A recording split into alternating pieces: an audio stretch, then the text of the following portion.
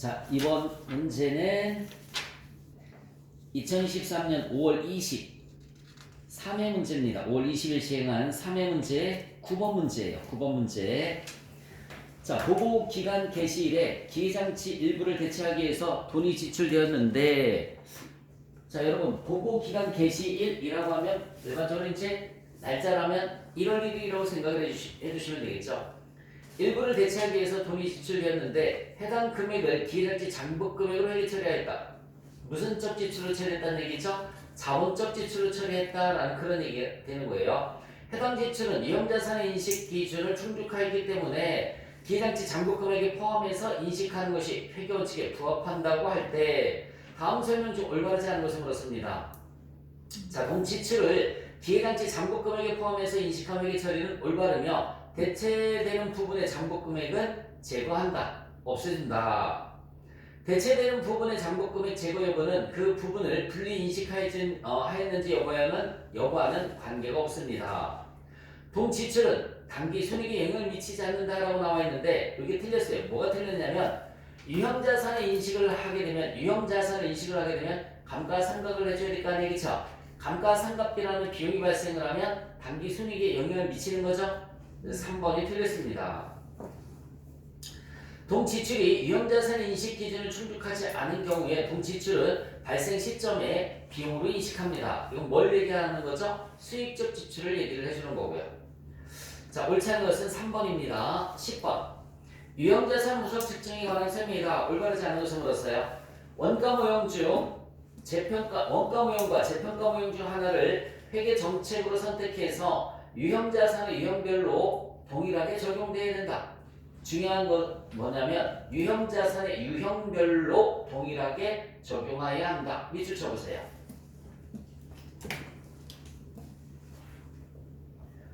여러분, 이 문장에서 뭐냐면 우리 회사는 잠깐만 고개 들어보실래요?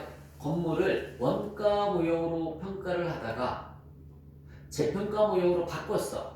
그러면 원가법에서 재평가법으로 바꾼 거죠. 법에서 법으로 바꾼 거기 때문에 회계 정책의 변경이라는 얘기죠. 그래서 거기 회계 정책으로 선택하여 이렇게 나와 있습니다. 자, 다시 한번 여기 봐봐. 우리 재고자산 평가 방법을 선의선출법에서 이동평균법으로 바꾼다. 법에서 법으로 바꾸기 때문에 정책의 변경이라고 했죠. 이것도 마찬가지인 거야. 유형자산의 평가 방법을 원가법에서 재평가법으로 바꾸면 법에서 법으로 바꾸는 거니까 회계 정책의 변경입니다. 그리고 더 중요한 건 뭐냐면 모든 유형자산이 아니라 뭐라고요?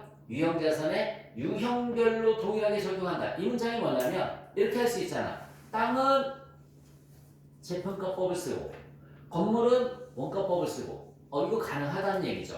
모든 유형자산을 통틀어서 똑같이 하는 게 아니라 자산 유형별로 재평가를 하는 얘기예요. 내가 만약에 땅이 잘 봐. 땅이 진평에도 1000평이 있고 청주에도 1000평이 있고 진천에도 1000평이 있어요.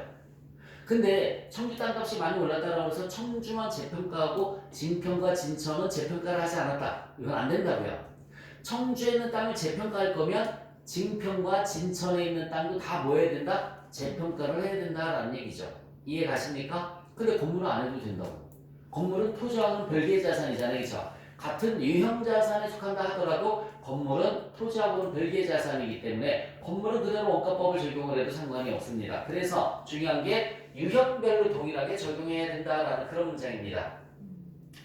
재평가 모형은 취득일 이후 재평가일 공정가치로 해당 자산의 금액을 수정하고 당일 공정가치에서 재평가일 이후에 감가상각 누계액과 손상차손 누계액을 차감한 금액을 장부금액으로 공시한다.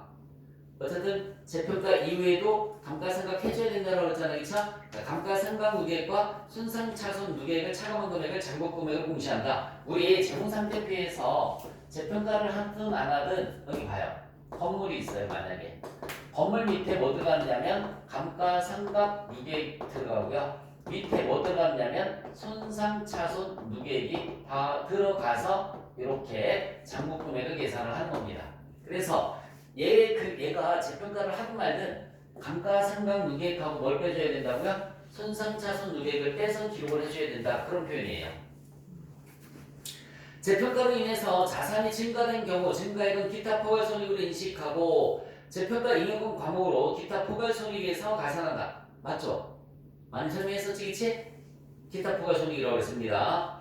재평가로 인해서 자산이 감소된 경우 감소액은 기타 부가손실이 아니죠.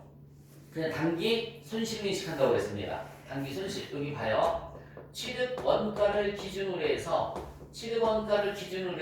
올라가면 뭐라고 했어요? 재평가 잉여금이지만 기타 부가손익 내려가면 요거는 뭐가 된다고 그랬어요? 손실. 얘는 손실은 뭐라고 그랬습니까? 단기 손익이라고 그랬죠. 단기 손익이라고 했어요. 이렇게 기억을 해주시면 돼요. 취득원가 5위로 올라가면 재평가 잉여금, 기타 부가손익, 아래로 내려가면 재평가 손실이 되는 겁니다.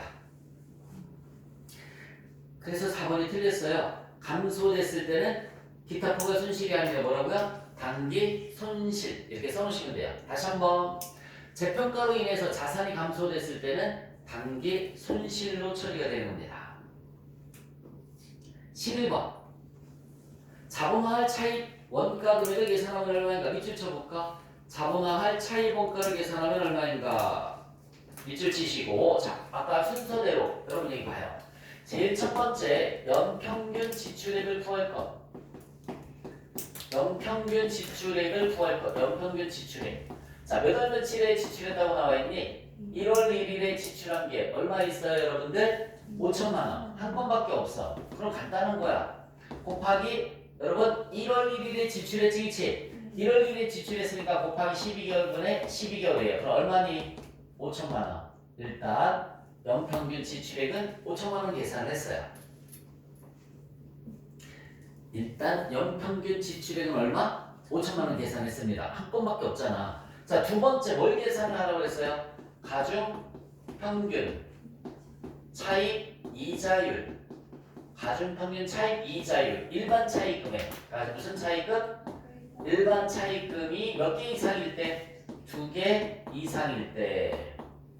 일반 차입금이 2개 이상일 때는 가중평균 차입 이자율을 계산을 해라. 이거 어떻게 계산하냐? 지금 2개가 나왔지? 여기 봐요. 일반 차입금이 2개 이상일 때는 가중평균 차입이자율 계산해라. 우리 지난 강의에서는 하나밖에 없어서 계산 안 했지, 그치? 이번엔 2개가 나왔어요. 그럼 이렇게 계산하면 돼. 첫 번째가 얼마 나와 있어? 1,000만 원. 그냥 이 곱하기 하면 돼. 60만 원. 두 번째가 얼마 나와 있어요? 두 번째가 2천만 원. 다시 한번 두 번째가 얼마? 2천만 원 곱하기 몇 프로? 9%. 날짜 무시하는 거예요. 얘를 계산할 때는 기간을 무시합니다. 기간을 무시해요. 기간 무시하고 계산하는 거야. 평균 이자를 계산할 때는 다 같이 여기 봐요. 가중 평균 차입 이자. 선생님 평균은 2개 더해서 나누기 2하면 안 되나요? 비율은 절대 더하고 나누는 게 아니에요. 자, 다시 한번. 비율은 절대 더하고 나누면 된다 안 된다? 안 된다고요. 큰일 납니다. 자, 여기 봐요. 298 180만 원. 기간 무시하는 거라고 그랬어요. 그러면 여기 볼래? 얘들아 2개 더해주면 얼마니? 240만 원. 2개 더해주면 얼마니? 3천만 원. 그치? 더해주면 240, 더해주면 3천이잖아. 그럼 여러분 여기 봐요. 240만 원 나누기 3천만 원 해봐. 나누기 3천만 원. 8% 나오잖아요. 다시 한번 몇 퍼센트 나온다고요? 8%가 나오는 겁니다. 8%. 세 번째 뭘 구하라고 그랬어요? 연평균. 연평균 뭘 구하라고 그랬지? 차익금을 구하라고 그랬지? 다시 한번 연평균 뭘 구하라고요? 차익금을 구해주는 거야. 그 연평균 차익금은 2개가 있지. 2개가 있어요. 첫 번째 거 얼마? 1,000만 원 곱하기 12분의 10이지. 1,000만 원. 1,000만 원. 두 번째 특정 차익금은 없잖아요, 그렇죠? 두 번째는 얼마 있어요, 여러분들? 2,000만 원? 2,000만 원 곱하기 12분의 6. 2,000만 원 곱하기 12분의 6. 그럼 얘도 얼마지? 1,000만 원이죠. 그래서 연평균 차익금은 토탈 얼마가 되는 거죠? 2,000만 원이 되는 거죠. 그럼 마지막 여기 봐요. 마지막은 이렇게 계산해 주시면 된다고 그랬어요. 마지막은 연평균 지출액 중에서 연평균 지출액이 얼마예요, 여러분들? 5천만 원인데 여기 봐라. 연평균 지출액 5천만 원 중에서 특정 차입금이 있고요. 특정 차입금이 있고 무슨 차입금이 있다고 그랬어요? 일반 차입금이 있다고 그랬어요. 그러면은 연평균 차입금, 특정 차입금은 없고 일반 차입금만 2천만 원 가는 거지, 그렇지? 2천만 원 이렇게 가면 돼요. 거기 아무리 읽어봐도 있어요, 없어요? 없습니다. 2천만 원이 갑니다. 그러면 여러분 잠깐만 여기 봐요. 2천만 원 곱하기 평균 차입자율이 몇 퍼센트예요? 8%예요. 8%. 그러면 얼마 나올까요? 160만 원 나오죠, 그렇죠? 160만 원. 자, 다시 한번 얘기해 줄게. 일단 여기까지는 아까랑 똑같이, 그치? 여기 봐. 연평균 지출액 먼저 구했습니다. 1월 1일에 지출한 게 5천만 원 곱하기 12분의 10이에요. 5천만 원. 됐죠? 가중평균 차입이자를 계산합니다. 기간 무시를 하고 3천만 원, 240만 원 나눠주면 몇 퍼센트가 나온다고 그랬어요? 8%가 나오는 거예요. 8%. 그 연평균 차입금은 계산하면 2천만 원 나옵니다. 그래서 마지막에 연평균 지출액 5천만 원 중에서 특정 차입금을 제한 나머지 일반 차입금 2천만 원이 갔어요. 그러니까 가중평균 차입이자율 8% 했더니 얼마 나왔어? 160만 원 나왔죠? 160만 원과 짜증. 실제 이자 지급액 중 작은 금액. 얘는 100% 자본화. 하지만 얘는 둘 중에 작은 금액이 자본화되는 겁니다. 작은 금액이 자본화 되는 겁니다. 그리고 실제 지급이자는 어떻게 구해줄까? 실제 지급이자는 이거는 가중평균 차입이자로 계산하는 거잖아, 그렇지? 실제 지급이자는 첫 번째 봐요. 첫 번째 차입금 얼마니? 다 같이 불러봐봐. 1,000만 원 곱하기 이자율이 몇 프로? 6% 곱하기 기간은 12분의 12 얼마예요? 60만 원. 두 번째 거는 얼마니? 불러주세요. 2천만 원 곱하기 9% 곱하기 12분의 6 12분의 6 그러면은 90만 원 나오죠. 두 개 더해주면 얼마죠? 150만 원. 그래 여기 봐요. 160만 원과 150만 원 중 작은 금액이니까 얼마죠? 150만 원이 자본화대상 금액이 되는 겁니다. 몇 번이 답이에요?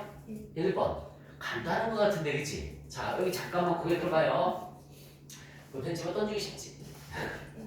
특정 차입금은 100% 자본화야. 고민할 게 없어. 근데 일반 차입금은 그죠? 가중평균 차입자를 계산한 금액과 이게 끝나는 게 아니라 160만 원이 아니라고, 그렇지? 160만 원과 실제 지급이자는 큰 거, 작은 거, 작은 금액이 자본화 대상 금액이다. 시간 드리겠습니다.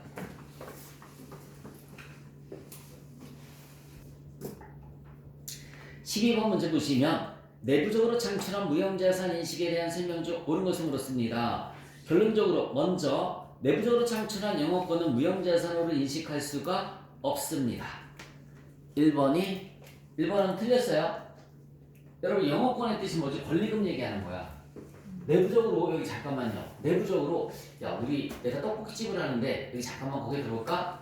떡볶이집을 하는데 우리 단골 손님이 한 1,000명 정도 되는 것 같으니까 이걸 금액으로 환산해서 나 권리금 얼마 받아야 되겠어. 내가 스스로 책정하는 거지, 그치? 이런 걸 인정한다 안 한다? 안 한다고요. 외부에서 진짜로 권리금 1억 줄게 팔아라. 그래서 내가 1억 받았어. 그리고 팔았어. 그때 그 금액이 영업권이 되는 거예요. 그래서 유상으로 취득한 것만 인정이 되는 거예요. 영업권은.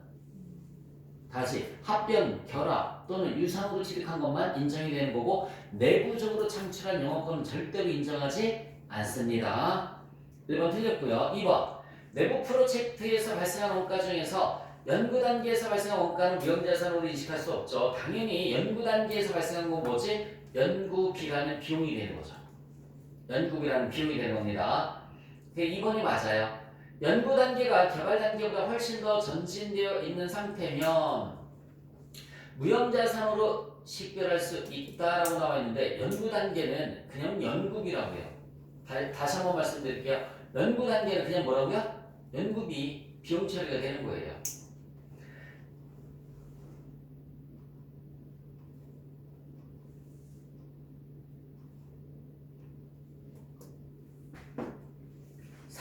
생산 전 또는 사용 전의 시제품과 모형을 설계, 제작, 시험하는 활동이 연구 단계는 아니겠죠, 그렇죠? 이미 생산 전, 사용 전 또는 사용 전의 시제품과 모형을 설계, 제작하는 거는 연구 단계는 아니고요. 이거는 개발 단계로 들어가야 되겠죠. 옳은 것은 몇 번? 2번입니다. 13번. 특허권 관련된 자료이다. 정액법으로 생각하면 잔증가치는 빵원이다. 특허권 잔고금액과 손상차손 금액은 얼마인가? 라고 물었죠. 그쵸? 아까랑 똑같은 문제지. 뭐 숫자만 다르고 그지? 손상차손 모르면 무조건 그라고 했죠. 한 줄 찍어서 얼마에 처리했습니까? 50만원. 내용뉴스가 몇 년이라고 그랬어요? 다같이 5년? 내용뉴스 5년이면 자 10만원씩일 때 40만원이 되겠고요. 40만원짜리가 얼마로 떨어졌어? 순공정가치와 사용가치 중 큰 금액이야? 작은 금액이야? 큰 금액 얼마죠? 38만원이 회수 가능액이 되는 거죠. 얘가 회수 가능액 새로운 장부가액이 되는 거예요. 새로운 장부가액. 자 손상차손은 얼마가 되느냐면 여러분 이렇게 하면 2만원에 뭐가 나오는 거지? 손상차손이 나오겠죠. 맞습니까? 장부가액은 얼마죠? 38만원. 답은 몇 번? 2번입니다. 여러분 여기 봐요. 이제 이렇게 하면은 나누기 몇 년 해주면 된다고 그랬어요? 4년 하면 4구 36, 4구 20 얼마씩? 9만 5천원씩. 얘가 무형자산 상각비가 되는 겁니다. 여기까지만 줄 알아야 되겠죠. 무형자산 상각비까지는 할 줄 알아야 됩니다. 자, 그 다음에 14번. 자, 다음은 건설회사인 주식회사 3일의 김 사장과 이 과장이 나눈 대화이다. 다음 중 대화의 주제인 투자부동산에 관련된 설명이 올바르지 않은 것을 물었습니다. 공정가치 모형으로 회계 처리할 경우에 투자부동산의 공정가치를 계속해서 신뢰성 있게 결정할 수 있다고 가정한다라고 나와 있습니다. 이 과장 2번에 건설한 상가는 요즘 부동산 경기가 좋지 않아서 분양이 잘 되지 않으니 분양하는 거면 원래 판매직이지. 그 재고자산이 있었던 얘기죠. 상가가 재고자산인데 임대 목적으로 전환하도록 하게 모르다가 재고자산을 투자 부동산으로. 자, 다시 한번 말씀드릴게요. 상가를 분양한다는 말은 상가를 지어서 파는 거니까 재고자산이 있었던 얘기지. 근데 분양이 잘 안 되니까 임대 목적으로 전환을 하래요. 투자 부동산으로 바꾸래요. 네, 알겠습니다. 그럼 상가의 계절 과목을 변경해야 되겠군요. 무슨 계절 과목으로 변경해야 되나? 투자 부동산으로 변경해야 될 것 같습니다. 그렇다면 재무제표에 미치는 영향은 어떻게 달라지느냐라고 물었습니다. 재고자산에서 뭘로 다 바꾼대? 투자 부동산으로 바꾼대요. 동그라미 1번. 주식회사 3일이 이미 다른 건물을 임대 목적으로 사용하고 있고 이를 공정가치 모형으로 회계 처리하고 있다면 위에서 언급한 상가도 공정가치 모형으로 회계 처리해야 된다. 맞죠? 같은 유형별은 똑같은 걸 써야 된다고 그랬잖아요. 그러니까 공정가치 모형으로 적용해야 되는 거 맞습니다. 상가에 대해서 공정가치 모형으로 회계 처리할 경우에 감가상각은 하지 않는다 때문에 감가상각으로 인한 비용은 발생하지 않을 것이다. 이것도 맞죠? 투자부동산에서 여러분 투자부동산을 공정가치 모형으로 하면 감가상각 한다 안 한다? 안 한다라고 그랬잖아요. 투자부동산을 공정가치 모형으로 회계 처리하는 경우 투자부동산의 장부금액은 상가의 재고자산의 대체전 장부금액을 한다. 아닙니다. 다시 평가를 하는 거예요. 선평가 후대체 써보세요. 선평가 후대체. 재고자산의 금액이 그대로 넘어가는 게 아니라고요. 재고자산의 금액이 그대로 넘어가는 것이 아니라 선평가를 한 다음에 후대체를 하는 겁니다. 3번이 틀렸어요. 상가에 대해서 공정가치 모형으로 회계 처리할 경우 공정가치 변동으로 발생하는 손익은 발생한 기간에 단기 손익에 반영한다. 그죠? 투자부동산은 이익이 발생해 또 수익이고 손실이 발생하면 또 뭐가 된다고 그랬죠? 비용이 된다고 그랬죠? 그래서 맞습니다. 어쨌든 올바르지 않은 것은 몇 번? 3번이라고 그랬어요. 그대로 재고자산 금액이 대체가 되는 것이 아니라 선평가 후대체라는 말을 쓴다고 했어요. 선평가 후대체.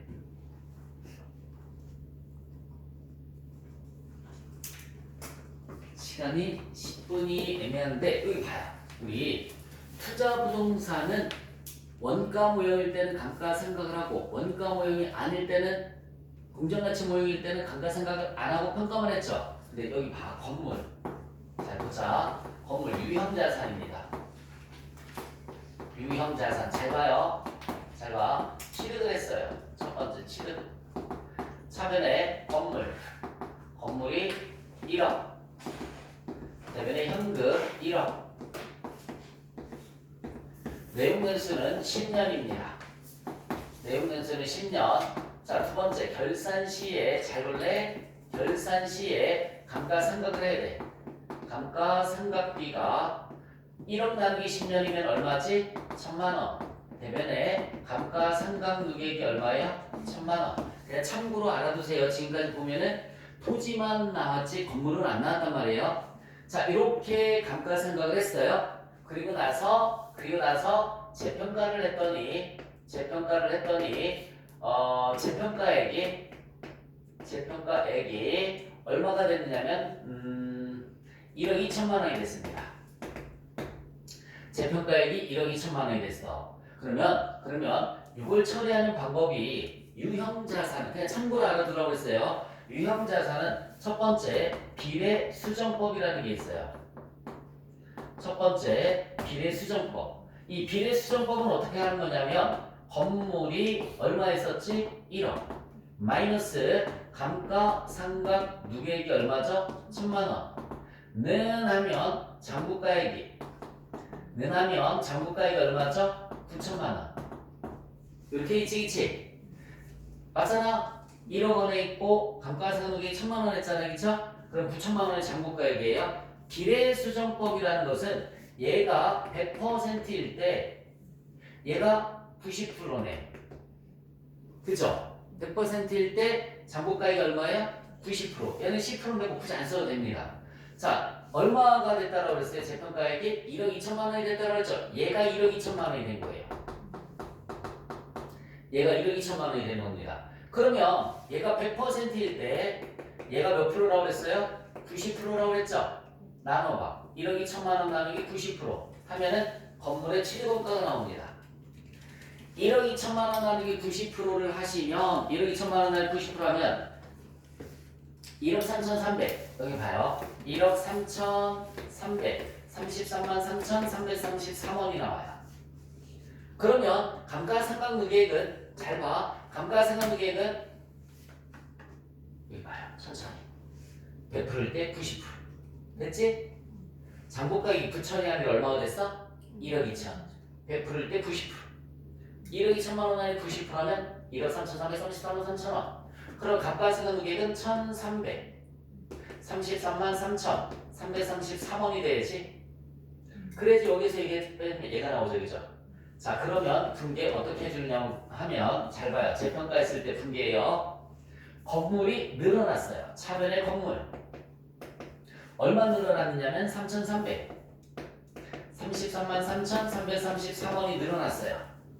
건물 늘어났고 감가상각 누계액도 늘어났어요. 감가상각 누계액은 얼마 늘어났냐면 33만 3,333원이 늘어났어요. 장부가액도 늘어나죠, 그쵸? 재평가 잉여금이라고 합니다. 재평가 잉여금 금액은 얼마? 3천만 원 늘어났어요. 이렇게 분계를 하는 걸 비례수정법이란 말 쓰는 거야. 다시 한번 이걸 뭐라고 한다고요? 비례수정법은 자, 요거 말고 두 번째 뭐가 있냐면 전액제거법이라는 게 있어요. 전액제거법 참고로 알아두세요. 재경관에서 안 나오는 것 같아. 지금까지 보면은 그래도 혹시나 모르니까. 자, 결산 시에 감가상각비를 1,000만 원 했어요. 감가상각 누계액이 1,000만 원이고요. 재평가액이 얼마가 됐느냐면 1억 2천만 원이 됐어요. 똑같이. 자, 전액제거법은 어떻게 하는 거냐면 잘 봐. 건물이 1억이에요. 마이너스 감가상각 누계액이 얼마라고 그랬니? 1,000만 원은 하면 장부가액이 얼마죠? 9천만 원이에요. 9천만 원. 전액제거법은 얘를 제거시키는 거예요. 감가상각누계액을 제거시키는 거야. 그러면 분계가 차변에 감가상각누계액이 1,000만 원이 먼저 없어져요. 감가상각누계액이 1,000만 원이 이렇게 없어져요. 그리고 장부가액이 얼마가 된다고 했어요? 1억 2천만 원 이렇게 되는 거야. 그럼 얘가 제로 없어졌지, 그치? 그럼 얘가 얼마가 되는 거죠? 1억 2천만 원이 되는 거죠. 그럼 건물 얼마만큼 늘어나지? 2천만 원만큼 늘어났죠? 차변에 건물 2천만 원 이렇게 늘어났고요. 얘는 3천만 원 늘어났잖아, 그치? 제거시키고 얘 늘어나고 얘 이렇게 되는 거라고요. 재평가잉여금 재평가잉여금이 얼마가 되느냐면 3천만 원 이렇게 되는 겁니다. 얘가 1번이었었고요. 얘가 2번이었었고요. 얘가 3번이었었어요. 얘는 1번, 2번, 3번 이렇게 가는 거. 얘가 전액제곱법이 되는 겁니다. 참고로 해서 알아두시라고요. 이 유형자산, 감가상각자산을 재평가했을 때는 이렇게 하는 거야. 그리고 또 감가상각도 해 나가야 돼요. 요거 나누기해서. 그래서 우리 저번에 전자공시 시스템 들어갔을 때 토지 재평가 이익 있는 회사가 있었어. 고민할 거 없어. 토지 재평가 이익은 감가상각할 필요가 없으니까, 그렇지? 그런데 건물을 재평가하는 회사는 이걸 전액 제곱법을 쓸 건지 비례 수정법을 쓸 건지 또 회계 담당자가 선택을 해줘야 되겠죠, 그렇죠? 상담 전화가 왔을 때 그랬다니까요. 우리 건물을 재평가할 건데 그러면 재평가 이후에 전액 제곱법을 쓰든 비례 수정법을 쓰든 했더니 네? 그러더라고. 네, 그러더라고요. 말귀를 알아들어 못 알아들어? 못 알아듣는다는 얘기죠. 그럼 어떻게 전화상으로 다 일일이 설명을 해? 그래서 건물을 재평가할 때는 비례 수정법이 됐든 전액 제곱법이 됐든 하나 선택해서 해줘야 되고 그 이후에도 감가상각을 계속 해줘야 된다. 참고로 해서 알아뒀으면 좋겠다. 예, 작년에 상담 전화했을 때 그렇게 했었던 부분이에요. 토지 재평가는 아무런 문제가 없는데 실제 실무에서도 건물 재평가는 그래도 참고로 이 정도는 알아두셨으면 해서 설명을 해드린 겁니다. 정리해 주시면 돼요.